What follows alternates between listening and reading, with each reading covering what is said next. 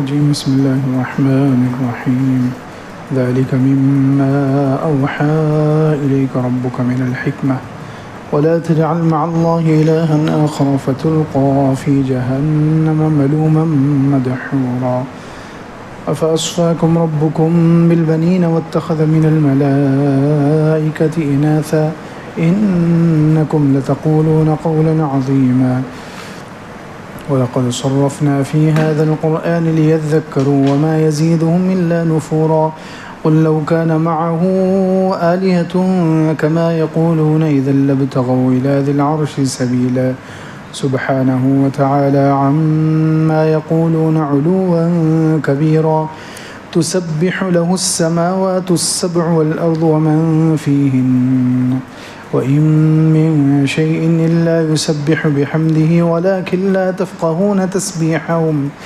إِنَّهُ كَانَ حَلِيمًا غَفُورًا۔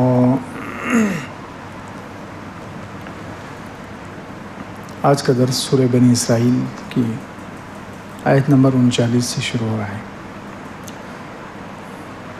ذَلِكَ مِمَّا أَوْحَىٰ إِلَيْكَ رَبُّكَ مِنَ الْحِكْمَةِ، اللہ رب العزت فرماتے ہیں کہ اوپر جو 15 باتیں بتائی گئی ہے مسلم معاشرے کے لیے جہاں مسلمانوں کی حکومت ہو، تو یہ جو 15 باتیں آپ بتائی گئی ہے ذَلِكَ مِمَّا أَوْحَىٰ إِلَيْكَ رَبُّكَ مِنَ الْحِكْمَةِ، یہ وہ باتیں ہیں جو آپ کے رب نے آپ کی طرف وحی کی ہے حکمت میں سے۔ وَلَا تَجْعَلْ مَعَ اللَّهِ إِلَٰهًا آخَرَ فَتُلْقَىٰ فِي جَهَنَّمَ مَلُومًا مَدْحُورًا۔ عبداللہ ابن عباس رضی اللہ عنہ کہتے ہیں کہ یہ جو 15 باتیں بتائی گئی ہیں یہ باتیں تورات میں بھی تھیں۔ حضرت موسیٰ علیہ السلام پر جو کتاب نازل ہوئی تورات، اس میں بھی اللہ تعالیٰ نے یہ نصیحتیں بنی اسرائیل کو کی تھی، وہی نصیحتیں اللہ رب العزت نے اس امت کے مسلمانوں کو بھی کی ہے۔ پھر آخر میں اللہ تعالیٰ نے شرک سے بچنے کے بارے میں فرمایا، کیونکہ توحید یہ اساس ہے، بنیاد ہے، اور شرک سے بچنا ہر مسلمان کے لیے انتہائی ضروری ہے۔ اس لیے پہلا حکم دیا تھا شرک سے بچنے کے بارے میں، اب آخر میں دوبارہ نصیحت کر رہے ہیں وَلَا تَجْعَلْ مَعَ اللَّهِ إِلَٰهًا آخَرَ، اللہ کے ساتھ کوئی دوسرا معبود مت بناؤ۔ فَتُلْقَىٰ فِي جَهَنَّمَ مَلُومًا مَدْحُورًا، جو اللہ کے ساتھ دوسرا معبود بنائے گا، اللہ کے ساتھ شرک کرے گا تو اسے جہنم میں ڈال دیا جائے گا۔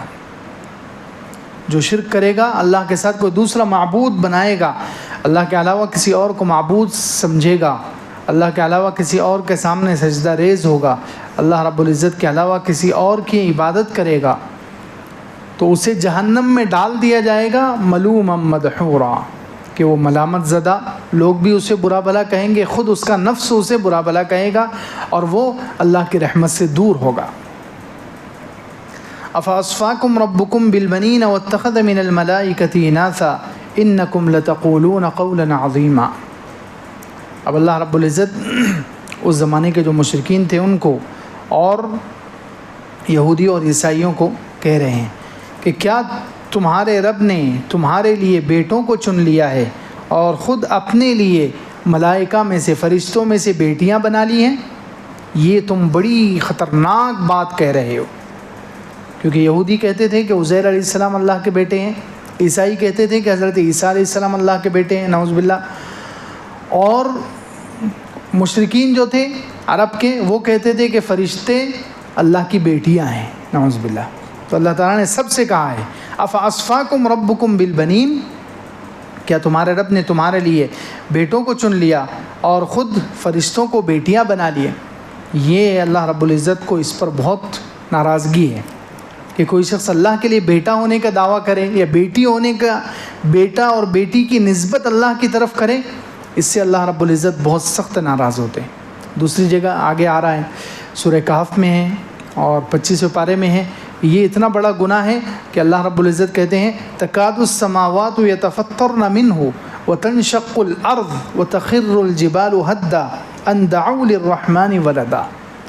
جو لوگ اللہ کے لیے بیٹا ہونے کا دعویٰ کرتے ہیں، جو اللہ کے لیے بیٹے اور بیٹیاں بناتی ہیں، یہ اتنا خطرناک جملہ ہے، یہ ایسا خطرناک عقیدہ ہے کہ قریب ہے کہ آسمان پھٹ جائے، زمین پھٹ جائے، تکاد السماوات یتفطرن منہ وتنشق الارض، زمین پھٹ جائے، آسمان ریزہ ریزہ ہو جائے اور پہاڑ چکنا چور ہو جائے اس بات سے، ان دعوا للرحمن ولدا، کہ یہ لوگ دعویٰ کرتے ہیں کہ رحمان نے بیٹا بنا لیا ہے.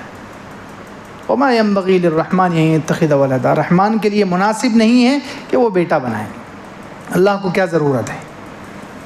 تو ارشاد فرمائے افاصفاکم ربکم بالبنین، کیا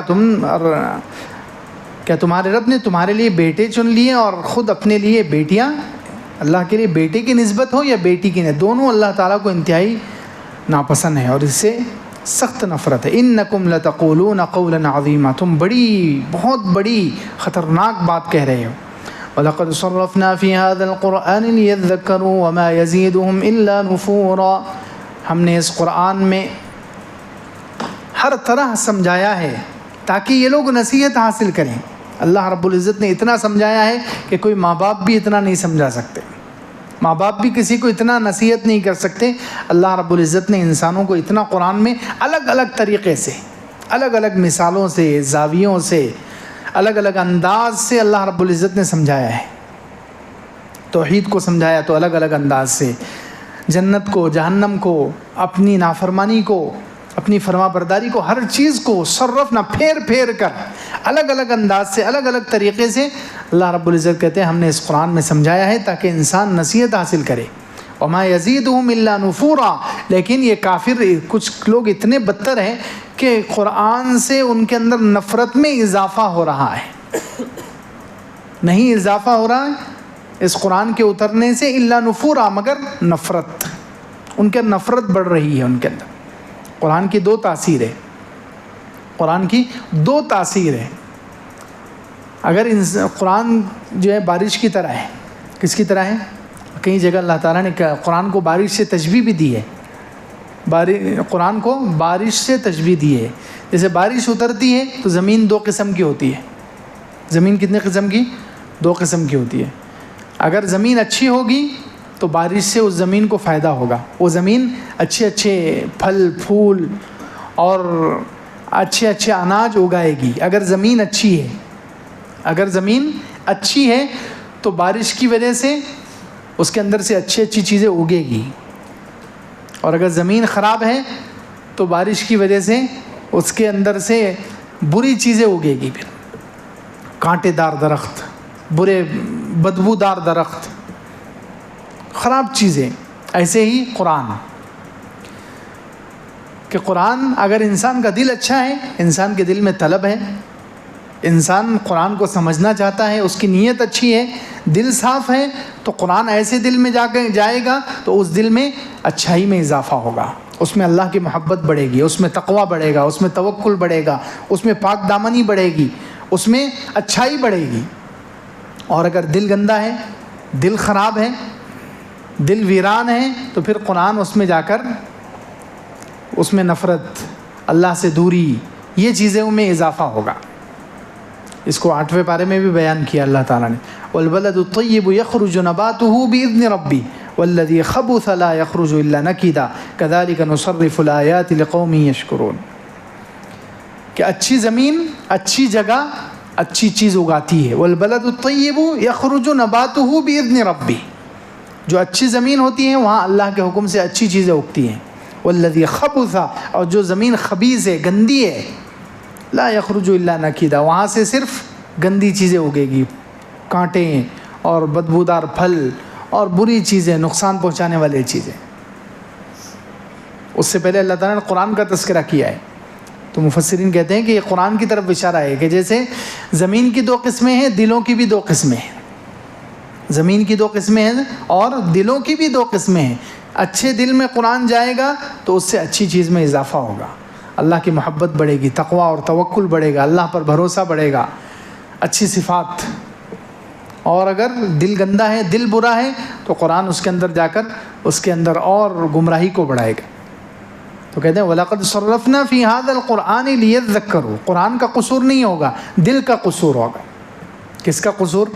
دل کا قصور. جیسے پانی کا قصور نہیں ہے، پانی تو ایک جیسا اترتا ہے آسمان سے، لیکن قصور زمین کا ہوتا ہے. زمین اچھی ہے تو اچھی چیزیں اگتی ہے، زمین خراب ہے تو خراب چیزیں اگتی ہے، اس میں پانی کا قصور نہیں ہوتا، پانی کا قصور نہیں ہوتا. ایسے ہی قرآن پانی کی طرح ہے،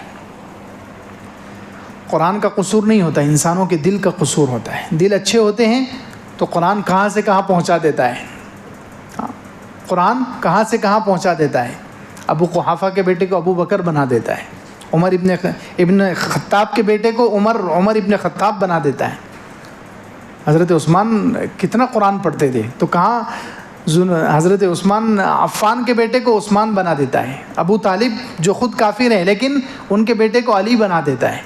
قرآن سالم مولا حذیفہ، عبداللہ ابن مسعود، کیسے کیسے صحابہ بنائے ہیں قرآن نے کہ وہ اچھے دل تھے، ان کے دل پاک صاف تھے. تو جب قرآن اس دل میں گیا تو کیا سے کیا بن گئے، نمونہ بن گئے لوگوں کے لیے، قیامت تک کے لوگوں کے لیے رہبر بن گئے. لیکن جب یہ قرآن ابو لہب کے دل میں گیا تو وہ تبت یدا ابی لہب اتر گئی.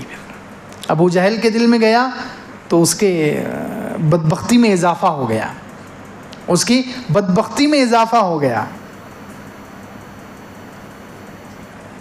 تو فرمایا وَلَقَدْ صَرَّفْنَا فِي هَذَا الْقُرْآنِ لِيَذَّكَّرُوا، ہم نے اس قرآن میں پھیر پھیر کر الگ الگ انداز سے لوگوں کو سمجھایا ہے تاکہ وہ نصیحت حاصل کریں. وَمَا يَزِيدُهُمْ إِلَّا نُفُورًا، لیکن ان کافروں کے اندر تو نفرت ہی بڑھ رہی ہے. کیوں؟ ان کے دل گندے ہیں، دل خراب ہیں، دل کی زمین ان کی اچھی نہیں ہے، اس لیے قرآن وہاں جا کر اچھا اثر نہیں چھوڑ رہا ہے. جن کے دل کی زمین صاف ہو تو قرآن وہاں جا کر بہت اچھا اثر چھوڑتا ہے، انسان کو کہاں سے کہاں پہنچا دیتا ہے، کہاں سے کہاں پہنچ. ایک ایک آیت ڈاکو کو بڑا ولی بنا دیتی ہے، ایک ایک آیت. فضیل ابن عیاض، عبداللہ ابن مبارک، بڑے بڑے محدثین ہیں، یہ بڑے بڑے علماء ہیں، بزرگان دین ہیں. یہ پہلے ڈاکو تھے، پہلے شرابی تھے، زانی تھے. قرآن کی ایک آیت نے ان کو بدل دیا، ایک آیت نے ان کو کہاں سے کہاں وقت کے سب سے بڑے ڈاکو تھے اور وقت کے محدث بن گئے. تو قرآن دل اچھا ہو گیا انسان کا تو قرآن انسان کو کہاں سے کہاں پہنچا دیتا ہے. اس لیے قرآن کے لیے ہمیشہ دل کو صاف رکھنا چاہیے اور دل کی طلب کے ساتھ اور سچی نیت کے ساتھ قرآن کو پڑھنا اور سننا چاہیے. قُل لَوْ كَانَ مَعَهُ آلِهَةٌ كَمَا يَقُولُونَ إِذًا لَابْتَغَوْا إِلَىٰ ذِي الْعَرْشِ سَبِيلًا، آپ کہہ دیجئے کہ اگر اللہ کے ساتھ اور بھی معبود ہوتے، جیسا کہ یہ لوگ کہتے ہیں، جیسا کہ مشرکین کہتے ہیں کہ بہت سارے خدا ہیں، بہت سارے معبود ہیں، اگر اللہ کے ساتھ اور بھی الہ ہوتے، معبود ہوتے، جیسا کہ ان کا کہنا ہے، کما یقولون اذا لابتغوا الى ذی العرش سبیلا، تب تو وہ عرش تک پہنچنے کا راستہ بنا لیتے. ہاں، کیا سمجھا رہے ہیں اللہ رب العزت؟ پوری دنیا کا نظام صحیح چل رہا ہے، یہ دلیل ہے کہ اللہ ایک ہے. پوری دنیا کا نظام صحیح چل رہا ہے، سورج وقت پر نکل رہا ہے، چاند وقت پر نکل رہا ہے، بارش برابر ہو رہی ہے، زمین سے نباتات اگ رہے ہیں اور سارا زمین کا نظام امن و امان کے ساتھ چل رہا ہے. یہ نشانی ہے کہ معبود اللہ ایک ہے. اگر اللہ کے ساتھ اور بھی معبود ہوتے تو ظاہر سی بات ہے معبودوں میں ٹکراؤ، لڑائی ہوتی کہ نہیں ہوتی؟ ایک معبود چاہ رہا ہے کہ بارش ہو، ایک چاہ رہا ہے کہ نہیں ہو، تو ان دونوں میں ٹکراؤ ہوگا کہ نہیں ہوگا؟ ایک چاہ رہا ہے کہ اس کو اولاد دینی ہے، وہ دوسرا چاہ رہا ہے کہ نہیں دینی ہے، تو ٹکراؤ ہوگا کہ نہیں ہو فیصلوں میں؟ ایک ملک میں دو بادشاہ نہیں رہ سکتے. مشہور ہے جملہ، ایک ملک میں ایک، شیخ سعدی رحمۃ اللہ علیہ کہتے ہیں ایک گودڑی میں 10 فقیر سو سکتے ہیں. ایک گودڑی میں ایک چادر کے اندر 10 فقیر آ سکتے ہیں، ان میں کوئی جھگڑا نہیں ہوگا. لیکن اتنے بڑے ملک میں 2 بادشاہ نہیں رہ سکتے. ملک کتنا بڑا ہوتا ہے، ہزاروں کلومیٹر کا، لیکن 2 بادشاہ وہاں نہیں رہ سکتے. کیوں؟ وہ آپس میں لڑیں گے، وہ آپس میں لڑیں گے ایک دوسرے کو گرانے کے لیے. اس کی حکومت بھی میرے انڈر میں آ جائے، اس کی جتنی زمین ہے وہ بھی میرے تابع ہو جائے، اس کے جتنے لوگ ہیں وہ بھی میرے غلام بن جائے. تو بڑے سے بڑے ملک میں 2 بادشاہ نہیں رہ سکتے، لیکن ایک چادر کے اندر 10 فقیر آسانی سے سما سکتے ہیں. تو اگر اللہ کے علاوہ اور بھی معبود ہوتے تو لابتغوا الی ذی العرش سبیلا، وہ اللہ کے عرش پر چلے جاتے، اللہ سے یعنی لڑتے. اب یہ لڑائی نہیں ہے، عرش تک کوئی گیا نہیں ہے اور لڑائی نہیں ہوئی، اس کا مطلب کوئی معبود ہے ہی نہیں سوائے اللہ کے. دوسری جگہ 17 پارے میں بھی کہا کہ اگر زمین اور آسمان میں لو کان فیہما آلہۃ، اگر زمین اور آسمان میں اور بھی معبود ہوتے، ایک سے زیادہ معبود ہوتے، لفسدتا، تو زمین اور آسمان کا نظام خراب ہو جاتا. زمین اور آسمان کا نظام خراب ہو جاتا. ظاہر سی بات ہے, ایک معبود, ایک اللہ سورج نکال رہا ہے, دوسرا غروب کر رہا ہے, تو نظام خراب ہوگا کہ نہیں ہوگا؟ لیکن ہم دیکھتے ہیں کہ ایسا نہیں ہو رہا ہے, سارا نظام صحیح چل رہا ہے. سورج برابر وقت پر جتنے گھنٹے رہنا ہے اتنے ہی گھنٹے اپنی روشنی پہنچا رہا ہے. چاند کو جب نکلنا ہے وہ وقت پر نکل رہا ہے. آسمان قائم ہے, زمین تمی ہوئی ہے, اور انسانوں کے سارے کام ہو رہے ہیں. یہ دنیا کا نظام بتا رہا ہے کہ ایک ہی اللہ ہے اور وہی سارے نظام کو چلا رہا ہے. تو کہا قُلْ لَوْ كَانَ مَعَهُ آلِهَةٌ, آپ کہہ دیجئے کہ اگر اللہ کے ساتھ اور بھی معبود ہوتے, جیسے یہ لوگ کہتے ہیں, اِذًا لَابْتَغَوْا إِلَىٰ ذِي الْعَرْشِ سَبِيلًا, تو وہ عرش تک پہنچنے کا راستہ نکالتے, یعنی اللہ کے تختے پر قبضہ کرنے کی کوشش کرتے. دنیا میں یہی ہوتا ہے نا, ایک بادشاہ دوسرے بادشاہ کے تخت کو الٹنے کی کوشش کرتا ہے. تو اللہ کا تخت کہاں ہے؟ عرش. تو اگر اللہ کے علاوہ اور بھی معبود ہوتے تو یہ لوگ یہ کوشش کرتے کہ اللہ سے لڑنے کی, لیکن یہ کوشش آج تک نہیں ہوئی, یہ کوشش نہیں ہو رہی ہے. عرش پر کوئی اور قبضہ نہیں کر رہا ہے, عرش تک کسی اور کی پہنچ ہی نہیں ہے. یہ چیز بتلاتی ہے کہ اللہ ایک ہی ہے, معبود ایک ہی ہے, زمین اور آسمان کے نظام بنانے والا اور چلانے والا ایک ہی ہے. قُلْ لَوْ كَانَ مَعَهُ آلِهَةٌ كَمَا يَقُولُونَ, اگر اللہ کے ساتھ اور بھی معبود ہوتے جیسے یہ لوگ کہتے ہیں, اِذًا لَابْتَغَوْا إِلَىٰ ذِي الْعَرْشِ سَبِيلًا, تو وہ عرش تک پہنچنے کا راستہ ڈھونڈ لیتے. سبحانہ و تعالی, اس کی ذات پاک ہے, بلند و بالا ہے, ان باتوں سے جو یہ کہتے ہیں بہت ہی بلند ہے. علواً کبیرہ, یہ جو مشرکین اور کافرین اللہ تعالیٰ کے بارے میں جو باتیں کہتے ہیں اس سے اللہ کے ساتھ بہت بلند و بالا ہے. تسبح له السماوات السبع والارض ومن فيهن, آسمان اور زمین میں جتنی چیزیں ہیں, آسمان میں جو کچھ ہے, خود آسمان, خود زمین, اور ان میں جو کچھ ہے وہ سب اللہ کی تسبیح بیان کرتے ہیں.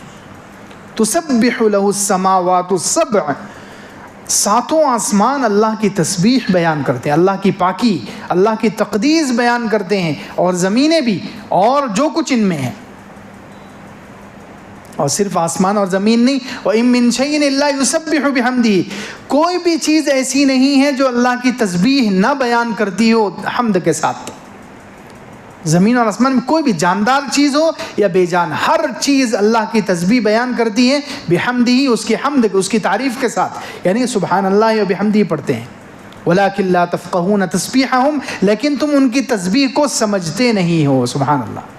کیا کہا جا رہا ہے کہ جتنی چیزیں ہیں, جاندار ہو یا بے جان, آسمان, زمین, درخت, پتھر, جاندار, اڑنے والے, تیرنے والے, رینگنے والے, ہر مخلوق اللہ کی تسبیح بیان کرتی ہے.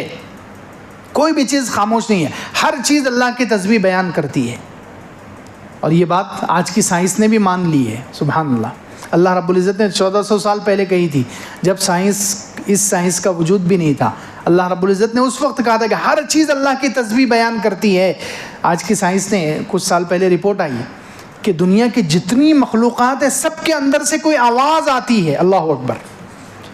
یہ ان لوگوں نے کہا, انگریزوں نے ریسرچ کی اور انہوں نے کہا زمین ہو, آسمان ہو, درخت ہو, پتھر ہو, جاندار ہو, بے جان ہو, ہر چیز میں سے ہمیں آواز آتی ہے. انہوں نے ایسے آلے نکالے, ایسی مشنریاں بنائی ہیں کہ وہ ہر چیز کی آواز کو انہوں نے سننا شروع کر دیا ہے. تو انہوں نے بھی کہہ دیا کہ ہر چیز کچھ نہ کچھ بولتی ہے, چاہے جاندار ہو یا بے جان ہو, ہر چیز کچھ نہ کچھ بولتی ہے. ان کو تو نہیں معلوم کیا بولتی ہے, لیکن اللہ نے ہمیں 1400 سال پہلے کہہ دیا کہ وہ کیا بولتی ہے. سبحان اللہ بولتی ہے, اللہ کی تسبیح بولتی ہے. وہ کیا بولتی ہے؟ تسبیح بولتی ہے. وہ وَإِن مِّن شَيْءٍ إِلَّا يُسَبِّحُ بِحَمْدِهِ. اور دیکھیے قرآن کا معجزہ دیکھیے. سبحان اللہ. قرآن, اس آیت کی وجہ سے ہمارے ایمان میں اضافہ ہو جانا چاہیے. اللہ رب العزت نے 1400 سال پہلے کیا کہا؟ وَإِن مِّن شَيْءٍ, ہر چیز اللہ کی تسبیح بیان کرتی ہے اس کے حمد کے ساتھ. اور آگے کیا کہا؟ وَلَٰكِن لَا تَفْقَهُونَ تَسْبِيحَهُمْ, تم ان مخلوقات کی تسبیح کو سمجھتے نہیں ہو. اللہ اکبر. یہ نہیں کہا کہ ان کی تسبیح کو تم سنتے نہیں ہو, کیونکہ اللہ تعالیٰ کو معلوم تھا 1400 سال کے بعد کچھ لوگ ایسے آ جائیں گے جو ایسی مشینیں بنائیں گے کہ وہ ہر چیز کی تسبیح کو, آواز کو سن لیں گے. تو اگر اللہ رب العزت کہہ دیتے کہ تم ان کی تسبیح کو سنتے نہیں ہو, تو آج کل کے سائنسداں کھڑے ہو جاتے قرآن کے خلاف کہ قرآن نے تو کہا ہے کہ تم ان کی تسبیح کو سن نہیں سکتے, ہم تو سن رہے ہیں. اس لیے اللہ رب العزت نے پہلے سے کہہ دیا ہو سکتا ہے ایک وقت ایسا آ جائے کہ تم ان کی تسبیح کو سن لو لیکن سمجھ نہیں سکو گے کیونکہ وہ کوئی اور زبان میں ہے. سبحان اللہ. کیا کہا اللہ نے؟ لا تفقہون، سمجھتے نہیں ہو تم، سنتے نہیں ہو نہیں کہا. اگر سنتے نہیں ہو یہ کہہ دیتے تو قرآن پہ سوال کھڑا ہو جاتا، اللہ پر سوال کھڑا ہو جاتا کہ اللہ رب العزت نے کیسے کہہ دیا، ہم تو سن رہے ہیں. اس لیے اللہ رب العزت کو معلوم تھا 1400 سال کے بعد ایسی مشینیں نکل جائے گی، ایسے آلات نکل جائیں گے، ایسے ذرائع نکل جائیں گے جس سے ہر چیز کی آواز سنی جائے گی. تو اس لیے اللہ رب العزت نے کہا ہو سکتا ہے تم آواز سن لو لیکن سمجھ نہیں سکو گے کیونکہ وہ کوئی اور زبان میں تسبیح کرتے ہیں، تمہاری زبان میں نہیں کرتے. وَإِن مِّن شَيْءٍ إِلَّا يُسَبِّحُ بِحَمْدِهِ. ایک اور جگہ 18ویں پارے میں بھی ہے کہ ہر چیز اللہ کی تسبیح بیان کرتی ہے.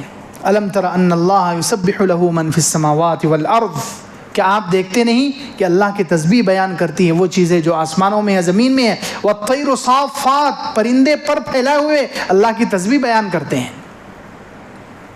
اللہ کی تسبیح بیان کرتے ہیں. اور ہیں قرآن میں حضرت داؤد علیہ السلام کے بارے میں ہے وَسَخَّرْنَا مَعَ دَاوُودَ الْجِبَالَ يُسَبِّحْنَ وَالطَّيْرَ. سبحان اللہ. اللہ تعالیٰ نے کہا کہ داؤد علیہ السلام کے لیے ہم نے مسخر کیا تھا کہ پہاڑ بھی ان کے ساتھ تسبیح کرتے تھے اور پرندے بھی. یہ قرآن میں ہے وَسَخَّرْنَا الْجِبَالَ وَسَخَّرْنَا مَعَ دَاوُودَ الْجِبَالَ. ہم نے داؤد علیہ السلام کے ساتھ داؤد علیہ السلام کے لیے پہاڑوں کو مسخر کیا. یسبحنا، وہ اللہ کی تسبیح بیان کرتے تھے. والطیر، اور پرندے بھی.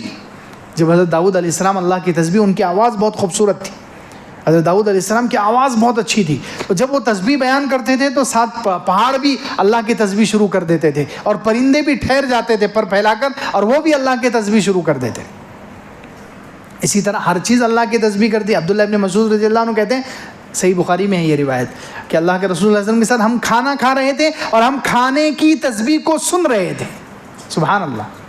کھانا اللہ کی تسبیح بیان کر رہا ہے، سبحان اللہ، اور ہمیں آواز آ رہی ہے. عبداللہ ابن مسعود رضی اللہ عنہ کہتے ہیں کھانے کی تسبیح کو ہم سن رہے تھے. اور صحیح مسلم میں ہے اللہ کے رسول اللہ علیہ وسلم کے ہاتھ، اللہ کے رسول صلی اللہ علیہ وسلم نے اپنے ہاتھ میں کنکریاں لی تو وہ کنکر تسبیح پڑھنے لگے. صحابہ کہتے ہیں ہمیں آواز آئی، ہم ان کی تسبیح کو سن رہے تھے، کنکریوں سے سبحان اللہ کی آواز ہم نے سنی. پھر وہ کنکریاں حضرت ابو بکر کے ہاتھ میں دی تو کنکریوں نے پھر تسبیح پڑھی. حضرت عمر کے ہاتھ میں دی، کنکریوں نے پھر تسبیح پڑھی. سبحان اللہ. صحیح حدیثوں میں. تو خیر ہر چیز اللہ کی تسبیح بیان کرتی ہے. وَإِن مِّن شَيْءٍ إِلَّا يُسَبِّحُ بِحَمْدِهِ. ہر چیز اللہ کی تسبیح بیان کرتی ہے اس کے حمد کے ساتھ. وَلَٰكِن لَّا تَفْقَهُونَ تَسْبِيحَهُمْ. لیکن تم ان کی تسبیح کو نہیں سمجھتے. تسبیح یعنی اللہ کی پاکی بیان کرنا. سبحان اللہ. اس کو اللہ کی ذات ہر عیب سے پاک ہے، ہر نقص سے، ہر کمی سے، کمزوری سے پاک ہے. اس کو کہتے ہیں تسبیح بیان کرنا. اور یہ بہت بڑی عبادت ہے، فرشتوں کی عبادت ہے. فرشتے تسبیح پڑھتے ہیں. قرآن میں اللہ تعالیٰ نے فرشتوں کی تسبیح کا کئی جگہ پر تذکرہ کیا ہے کہ میرے پاس جو مخلوق ہے، سجدے کی آیت ہے وہ 90 پارے میں سورہ اعراف جو ختم ہو رہا ہے اس کے آخری آیت ہے کہ ہمارے پاس جو مخلوق ہے وہ سجدہ کرتے ہیں، وہ اللہ کی عبادت سے منہ نہیں موڑتے اور اللہ کی تسبیح بیان کرتے ہیں. اور جب آدم علیہ السلام کو پیدا کیا جا رہا تھا اس وقت فرشتوں نے یہی کہا تھا نحن نسبح بحمدک ونقدس لک. اے اللہ ہم آپ کی تسبیح بیان کرتے ہیں اور آپ کی پاکی بیان کرتے ہیں. تو تسبیح فرشتوں کی عبادت ہے. سارے انبیاء علیہ السلام کی کتنے نبیوں کی تسبیح اللہ تعالیٰ نے قرآن میں بیان کی ہے. حضرت یونس علیہ السلام مچھلی کے پیٹ میں گئے تو وہاں انہوں نے اللہ کی تسبیح بیان کی. لا الہ الا انت سبحانک. سبحان اللہ کی تسبیح، اللہ کی پاکی بیان کی ہے. مچھلی کے پیٹ میں اللہ رب العزت نے ان کو نکال دیا مچھلی کے پیٹ سے. حضرت یونس علیہ السلام کی تسبیح کا تذکرہ ہے. موسیٰ علیہ السلام کی تسبیح کا تذکرہ ہے. اللہ تعالیٰ نے تجلی ڈالی. موسیٰ علیہ السلام نے درخواست کی کہ میں آپ کو دیکھنا چاہتا ہوں، اے اللہ میں آپ کا دیدار کرنا چاہتا ہوں. تو اللہ رب العزت نے کہا کہ اس پہاڑ کو دیکھو، اس پہاڑ کو دیکھو. پہاڑ پر اللہ کی فلما تجلی ربہ للجبل جعلہ دکا. جب تجلی پڑی ہے پہاڑ پر تو پہاڑ تو ہو گیا ریزہ ریزہ اور موسیٰ علیہ السلام ہو گئے بے ہوش. وخر موسیٰ صعقا فلما افاق. جب جاگے تو کیا کہا؟ قال سبحانک. اے اللہ آپ کی ذات پاک ہے. تو کتنے انبیاء علیہ السلام کی تسبیح کا تذکرہ ہے قرآن میں. تسبیح بہت بڑی عبادت ہے، اللہ کی پاکی بیان کرنا. سبحان اللہ. اس پر ثواب بھی بہت زیادہ ہے. فائدے کتنے ہیں دیکھیے تسبیح کے, سبحان اللہ و بحمدہ, اللہ کی پاکی بیان. اس تسبیح کے فائدے کتنے ہیں؟ سب سے پہلا فائدہ کہ تسبیح انسان کو پاک کرتی ہے. کیا کرتی ہے؟ اگر کوئی چاہتا ہے کہ میری روح پاک ہو جائے, میرا جسم پاک ہو جائے, گناہوں سے آلودہ ہے, گندا ہو چکا ہے, پاکی چاہتے ہیں, تو سبحان اللہ کہیں. سبحان اللہ کثرت سے پڑھیں, سبحان اللہ, کیونکہ اس کے معنی میں ہی پاکی ہے. سبحان کا معنی ہی پاکی ہے. تو جو جتنا سبحان اللہ پڑھے گا اللہ اس کو پاک کرے گا, اس کی روح کو پاک کرے گا, دل و دماغ کو پاک کرے گا, اس کے جسم کو اللہ رب العزت ناپاکیوں سے, گندگیوں سے پاک کرے گا. تو سبحان اللہ پڑھنے میں ایک فائدہ, پہلا فائدہ پاکی ہے. اور دوسرا فائدہ, بہت بڑا فائدہ, کہ سبحان اللہ پڑھنے سے عجیب و غریب طاقت آ جاتی ہے. ہر قسم کی کمزوری دور کرنے کا ذریعہ ہے یہ کلمہ سبحان اللہ. سبحان اللہ پڑھنا, تسبیح پڑھنا, ہر جس کو جو کمزوری ہو, جسم کمزور ہے, روح کمزور ہے, کمائی کمزور ہے, معاملات کمزور ہے, معاشرت کمزور ہے, پوری امت کمزور ہے, کمزوریوں سے نکلنا اور طاقت پیدا کرنے کے لیے سبحان اللہ بہترین ذریعہ. قرآن سے دیکھیے, علماء نے لکھا ہے کہ کتنی جگہ ایسی ہے جہاں اللہ نے لفظ سبحان کا تذکرہ کیا ہے. جہاں اللہ تعالیٰ نے سبحان لفظ لائے ہیں, وہاں اللہ تعالیٰ نے اس کے آگے یا پیچھے اپنے ایسے کام کو بیان کیا, ایسی قدرت کو بیان کیا ہے جو کوئی اور مخلوق نہیں کر سکتی. اس سے اشارہ نکل رہا ہے کہ سبحان اللہ پڑھنے سے آدمی کے اندر عجیب و غریب قوت پیدا ہو جاتی ہے, طاقت پیدا ہو جاتی ہے. تو اللہ تعالیٰ نے کئی جگہ پر قرآن میں سبحانہ کا لفظ بیان کر کے اس کے آگے یا پیچھے ایسا اپنا قدرت کا ایسا کارنامہ ذکر کیا ہے جو کوئی بھی انسان نہیں کر سکتا. جیسے یہ سورہ بنی اسرائیل شروع ہوا تو اس میں پہلا لفظ ہے سبحان. یہ سورہ بنی اسرائیل جو جس کی تفسیر چالو ہے ابھی, اس کا پہلا لفظ ہے سبحان الذی اسریٰ بعبدہ, جہاں حضور صلی اللہ علیہ وسلم کے معراج کا تذکرہ ہے. کس کا تذکرہ ہے؟ معراج کا تذکرہ ہے. تو اس میں اللہ تعالیٰ نے پہلا لفظ سبحان کا لفظ ذکر کر کے اللہ نے اپنا ایسا کام ذکر کیا ہے, ایسی قدرت کا کارنامہ ذکر کیا ہے جو کوئی انسان نہیں کر سکتا. کہ حضور پاک صلی اللہ علیہ وسلم کو, جو انسان ہے, نبی ہیں, افضل البشر ہیں, لیکن انسان تھے, ان کو اللہ رب العزت نے رات کے تھوڑے سے حصے میں مکہ سے بیت المقدس اور بیت المقدس سے ساتوں آسمان اور عرش تک کا سفر کرا دیا.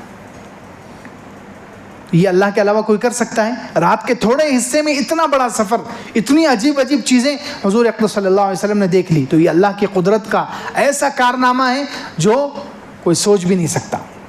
آج کل سائنسداں اتنی ترقی, اتنے اربوں خربوں روپے لگا کر وہ لوگ کوئی راکٹ بناتے ہیں تو بڑی مشکل سے وہ چاند تک پہنچ رہے ہیں. کہاں تک پہنچ رہے ہیں؟ چاند تک. ابھی آسمان تو لاکھوں کروڑوں کلومیٹر دور ہے, جہاں تک کوئی قیامت تک جا ہی نہیں سکے گا. اللہ کے رسول صلی اللہ علیہ وسلم تو آسمانوں میں گئے, وہاں کے دروازے کھلے, فرشتوں سے ملاقات ہوئی, پہلا آسمان, دوسرا آسمان, تیسرا, چوتھا, ساتوں آسمان پار کیے ہیں. یہ کوئی انسان کر سکتا ہے؟ یہ کارنامہ ایسا ہے جو اللہ ہی کر سکتا ہے. اس لیے اللہ تعالیٰ نے یہاں سبحان کا لفظ پہلے ذکر کیا ہے. اسی طرح سورہ یاسین میں 2 جگہ اللہ تعالیٰ نے سبحان کا لفظ لا کر اپنے ایسے کارنامے کو بیان کیا جو کوئی انسان نہیں کر سکتا. جیسے سبحان الذی خلق الازواج کلھا, پاک ہے وہ ذات, سبحان ہے اللہ جس نے ہر مخلوق میں جوڑے بنائے. خلق تمام قسم کے جوڑے بنائے, انسانوں میں, جنات میں, جانوروں میں, حتیٰ کہ درختوں میں بھی جوڑے ہیں. آج کی سائنس بھی مانتی ہے بے جان چیزوں میں بھی جوڑے ہیں. تو اللہ نے جوڑے بنائے, انسانوں میں جوڑے ہیں, مرد اور عورت ہے, نہیں ہے, مذکر مؤنث, میل فیمیل, ہر مخلوق میں ہے, ہر مخلوق میں ہے. ہر مخلوق کا کوئی نہ کوئی مقابل ہے. زمین ہے, اس کا مقابل آسمان ہے. دن ہے تو رات ہے. جوڑا جوڑا اللہ نے بنایا ہے. یہ کوئی مخلوق, کوئی انسان بنا سکتا ہے؟ تو اللہ تعالیٰ نے دیکھو سبحان کا لفظ لا کر اپنا ایسا کارنامہ بیان کیا ہے جو کوئی نہیں کر سکتا. سبحان الذی خلق الازواج کلھا. پھر سورہ یاسین کی آخری آیت میں اللہ تعالیٰ نے کہا فسبحان الذی بیدہ ملکوت کل شیء. یہاں بھی سبحان کا لفظ لا کر اللہ نے ایسی چیز بیان کی ہے جو کوئی انسان نہیں کر سکتا. پاک ہے وہ ذات سبحان جس کے ہاتھ میں ہر چیز کا قبضہ اور کنٹرول ہے. بیدہ ملکوت کل شیء, ہر جاندار اور بے جان, ہر چھوٹی اور بڑی مخلوق جس کے اختیار میں ہے, کنٹرول میں ہے. بتائیے اتنا کنٹرول کوئی زمین کا بادشاہ, کوئی انسان کتنا بھی بڑا بادشاہ ہو, اتنا کنٹرول کسی کو حاصل ہو سکتا ہے؟ ہر چیز پر کنٹرول ہو. ارے کوئی بادشاہ فرعون جیسا طاقتور ہو, یا آج کے زمانے کا کوئی امریکہ کا صدر ہو, یا ہندوستان کا یہ بزدل اور ناہنجار صدر ہو, یا وزیر اعظم ہو, اس کو اپنے پیشاب پر بھی کنٹرول نہیں ہے. بولو ہے؟ انسان کتنا بھی بڑا بادشاہ بن جائے وہ اپنے پیشاب پر کنٹرول نہیں ہے اس کو. اگر اللہ نے پیشاب روک دیا تو وہ نکال سکتا ہے, یا اللہ نے جاری کر دیا ہمیشہ کے لیے روک سکتا ہے وہ؟ نہیں. اس کے خون کی نالیاں اور اس کے خون کا دوران اس کے قبضے میں نہیں ہے. اللہ اگر کسی صدر کو یا کسی بادشاہ کو خون اس کا روک دے تو کوئی جاری کر سکتا ہے. تو کوئی دنیا کا انسان کتنا بھی بڑا بادشاہ بن جائے, اس کے جسم کا نظام اس کے کنٹرول میں نہیں رہتا تو وہ پوری دنیا پر کیا کنٹرول حاصل کرے گا؟ جہاں درختوں پر, زمین پر, آسمان پر, سورج پر, ستاروں پر, سیاروں پر, جانوروں پر کوئی بادشاہ گزرا ہے جس کا کنٹرول ہوا ہو آج تک؟ کوئی بھی نہیں. تو اللہ رب العزت نے دیکھو سبحان کا لفظ لا کر ایسی قدرت کا کارنامہ ذکر کیا ہے جو اللہ کے علاوہ کسی کا نہیں ہے. اسی طرح سورہ زمر میں ہے 24ویں پارے میں اللہ تعالیٰ نے کہا وما قدر اللہ حق قدری, ان لوگوں نے اللہ کی جیسے قدر کرنی چاہیے تھے قدر نہیں کی. قیامت کا دن ہوگا والارض جمیعا قبضته یوم القیامہ, قیامت کا دن اللہ تعالیٰ نے کہا کہ زمین اللہ کے قبضے میں ہوگی. والسماوات مطویات بیمینہ, اتنے بڑے آسمان اللہ تعالیٰ کے دائیں ہاتھ میں لپیٹے ہوئے ہوں گے. دیکھیے اب یہ بھی یہاں پر بھی اللہ تعالیٰ نے آگے سبحانہ کا لفظ کہا ہے, مطویات بیمینہ, ساتوں آسمان اس کے دائیں ہاتھ میں ہوں گے. سبحانہ وتعالی عما یشرکون, پاک ہے اللہ کی ذات. یعنی یہ کام ایسا ہے, زمین کو اپنے قبضے میں لے لینا, ساتوں آسمانوں کو لپیٹ کر اپنے ہاتھ میں لے لینا, کوئی انسان یا کوئی بھی مخلوق کر سکتی ہے؟ نہیں. تو دیکھیے یہ 4 آیتیں مثال کے طور پر پیش کی ہے. تو خیر بات چل رہی تھی اپنی کہ سبحانہ کا لفظ کا دوسرا فائدہ, تسبیح پڑھنے کا دوسرا فائدہ یہ ہے کہ انسان کے اندر قوت آ جاتی ہے, اس کے ہر طرح کی کمزوری دور کرنے کا ذریعہ ہے. کثرت سے سبحان اللہ پڑھیے, سبحان اللہ و بحمدہ, سبحان اللہ و بحمدہ.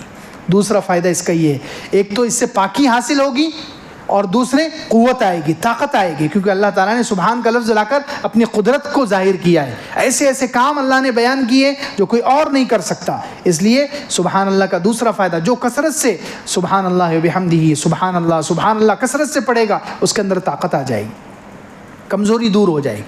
تیسرا فائدہ, ٹینشن سے نکلنے کا ذریعہ یہ کلمہ ہے سبحان اللہ. تسبیح 14ویں پارے میں ہے, سورہ حجر میں,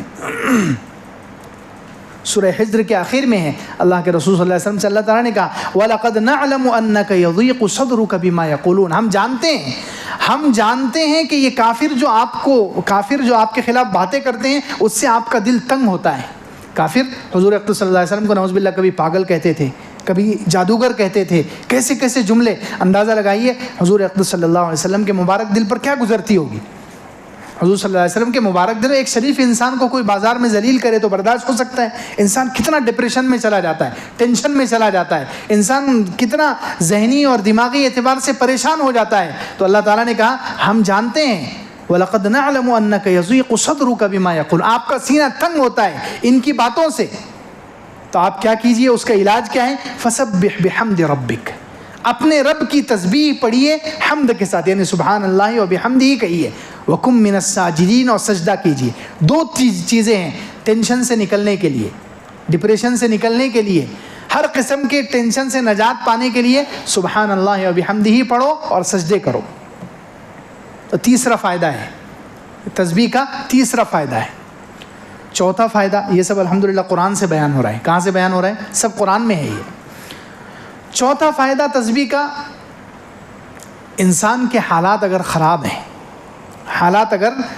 ہیں کسی بھی اعتبار سے, کافر پریشان کر رہے ہیں, دشمن زیادہ ہو چکے ہیں, یا روزی میں کمی ہے, یا اور کوئی پریشانی ہے جس کی وجہ سے حالات جیسے ہمارا دل چاہتا ہے ویسے حالات نہیں ہیں, ناموافق حالات ہیں, تو ناموافق حالات کو موافق بنانے کے لیے کیا کرنا چاہیے؟ تو اللہ رب العزت نے نسخہ دیا ہے.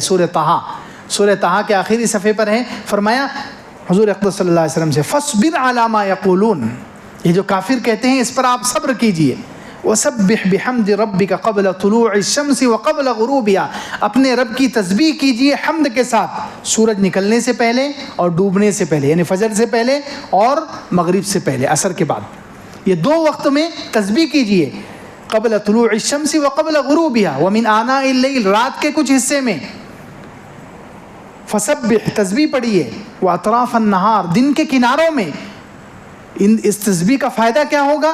لعلک ترضی, اللہ اکبر, اس تسبیح کا فائدہ ہے جب آپ سورج نکلنے سے پہلے، غروب ہونے سے پہلے، دن کے دونوں کناروں میں اور رات کے کچھ حصوں میں جب آپ تسبیح پڑھیں گے تو لعلک ترضی، حالات ایسے ہو جائیں گے جیسے آپ چاہتے ہیں. واہ سبحان اللہ، حالات ایسے ہو جائیں گے لعلک ترضی، آپ کو خوش کرنے والے حالات، آپ جیسے چاہتے ہیں ویسے حالات بن جائیں گے. سارے ٹینشن، پریشانیاں، دشمن سب ختم ہو جائیں گے.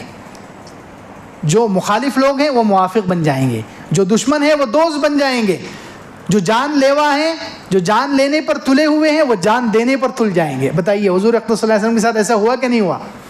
حضور اکرم صلی اللہ علیہ وسلم نے، ظاہر سی بات ہے اللہ تعالیٰ نے حکم دیا ہے تو حضور صلی اللہ علیہ وسلم نے پڑھا ہوگا کہ نہیں پڑھا ہوگا؟ سبحان اللہ بحمدہ پڑھا ہوگا حضور صلی اللہ علیہ وسلم نے، کثرت سے پڑھا ہوگا. اس کی وجہ سے پھر حالات کیسے ہو گئے؟ سارے حالات، پہلے عرب میں مکہ مکرمہ میں سر چھپانے کے لیے جگہ نہیں تھی، ایک بھی شہر مسلمانوں کا نہیں تھا پورے عرب میں. لیکن آخر وقت دیکھیں حضور اکرم صلی اللہ علیہ وسلم کا آخر زمانہ 10 ہجری دیکھ لیں، پورا عرب مسلمان ہو چکا ہے. عرب کے سارے قبیلے مسلمان ہو چکے ہیں، سارے شہر حضور صلی اللہ علیہ وسلم کے غلام بن چکے ہیں، تابع ہو چکے ہیں. حالات کتنے ناموافق تھے لیکن اس کلمے کی برکت سے کتنے موافق بن گئے. کتنے لوگ دشمن تھے وہ دوست بن گئے، جو جان لینے پر تلے ہوئے تھے وہ جان دینے والے بن گئے، اشارے پر جان قربان کرنے والے بن گئے. تو تسبیح کا یہ چوتھا فائدہ ہے کہ اللہ کی تسبیح بیان کریں گے، سبحان اللہ بحمدہ کثرت سے پڑھیں گے تو ناموافق حالات ہوں گے، برے حالات اچھے حالات میں بدل جائیں گے، ہم جیسے چاہتے ہیں ویسے حالات ہو جائیں گے. 4 فائدے ہو گئے. 5واں فائدہ ہے کہ سبحان اللہ وبحمدہ پڑھنے سے گناہ معاف ہوں گے اور قیامت میں اتنا ثواب ملے گا، نام اعمال اور قیامت میں جو ترازو ہے وہ وزن سے بھر جائے گا. اس کے بارے میں 2 حدیثیں صحیح بخاری میں ہیں، دونوں حدیثیں. ایک تو اللہ کے رسول صلی اللہ علیہ وسلم نے فرمایا کہ جو شخص سبحان اللہ وبحمدہ ایک دن میں 100 مرتبہ پڑھتا ہے، جو شخص سبحان اللہ وبحمدہ ایک دن میں 100 مرتبہ پڑھتا ہے، اللہ تعالیٰ اس کے سارے گناہوں کو معاف کر دیتے ہیں، اگرچہ سمندر کے جھاگ کے برابر ہو. سمندر کتنا بڑا ہوتا ہے، سمندر کے جھاگ کے برابر اتنے بڑے گناہ ہوں تو جو ایک دن میں 100 مرتبہ سبحان اللہ وبحمدہ پڑھے گا اس کے سارے گناہ معاف ہو جائیں گے. تو ایک تو 5واں فائدہ اس کا کہ اس سے گناہ معاف ہوتے ہیں، اور قیامت کے دن ترازو بہت وزنی ہوگا. بخاری شریف کی آخری حدیث ہے، امام بخاری رحمۃ اللہ آخری حدیث لائے، اس میں کیا ہے؟ کلمتان حبیبتان الی الرحمن ثقیلتان فی المیزان خفیفتان علی اللسان سبحان اللہ وبحمدہ سبحان اللہ العظیم. 2 کلمے اللہ کے رسول صلی اللہ علیہ وسلم نے ارشاد فرمایا، 2 کلمے ایسے ہیں جو اللہ کو بہت پسند ہیں. حبیبتان الی الرحمن، ثقیلتان فی المیزان، ترازو میں بہت وزنی ہیں، خفیفتان علی اللسان، زبان پر بہت ہلکے ہیں، بہت آسان ہے، اس کو پڑھنا بہت آسان ہے. وہ کیا ہے؟ سبحان اللہ وبحمدہ سبحان اللہ العظیم. تو تسبیح کے اتنے فائدے ہیں. تو خیر اسی لیے ساری مخلوق تسبیح بیان کرتی ہے. جو لوگ خاص طور سے روزی کے بارے میں پریشان ہوں ان کے لیے تو یہ بہترین وظیفہ ہے. کثرت سے پڑھیے سبحان اللہ وبحمدہ، روزی بالکل آسان ہو جائے گی. حضرت نوح علیہ السلام نے اپنے بیٹے کو نصیحت کی، حدیث شریف میں ہے، حضرت نوح علیہ السلام نے اپنے بیٹے کو نصیحت کی کہ سبحان اللہ وبحمدہ کثرت سے پڑھو، ہر مخلوق کو روزی اسی کلمے کی وجہ سے ملتی ہے. تو یہ 6واں فائدہ ہے کہ اس سے روزی بھی آسان ہو جاتی ہے. اس لیے سبحان اللہ وبحمدہ کم از کم صبح شام 100 مرتبہ تو عادت ڈال لینی چاہیے، یا جتنا ہو سکے 300 بار 500 بار 1000 بار جو جتنا پڑھ سکتا ہے پڑھے. دنیا کے بھی سارے ٹینشن اور مسئلے حل ہوں گے اور آخرت میں بھی ترازو بہت وزنی ہو جائے گا. اللہ تعالیٰ عمل کی توفیق عطا فرمائے. تو فرمایا وَإِن مِّن شَيْءٍ إِلَّا يُسَبِّحُ بِحَمْدِهِ، ہر چیز اللہ کی تسبیح بیان کرتی ہے اس کے حمد کے ساتھ، لیکن تم ان کی تسبیح کو سمجھتے نہیں ہو. إِنَّهُ كَانَ حَلِيمًا غَفُورًا، اللہ تعالیٰ تو بردبار ہے، برداشت کرنے والا ہے. گناہ دیکھتا ہے اور پھر چھوڑ دیتا ہے، گناہ دیکھتا ہے اور وہ انتظار کرتا ہے کہ میرا بندہ آ کر معافی مانگ لے گا. گناہ دیکھ کر وہ نعمتیں سے نوازتا ہے، گناہ دیکھتا ہے اور نعمتیں دیتا ہے. سبحان اللہ. انہ کان حلیما غفورا، وہ بہت بردبار ہے، معاف کرنے والا ہے. اسی لیے وہ گناہ کے باوجود بھی انسانوں کو ساری نعمتوں سے نواز رہا ہے، ان کو زندگی کی ساری چیزیں دے رہا ہے. الحمدللہ.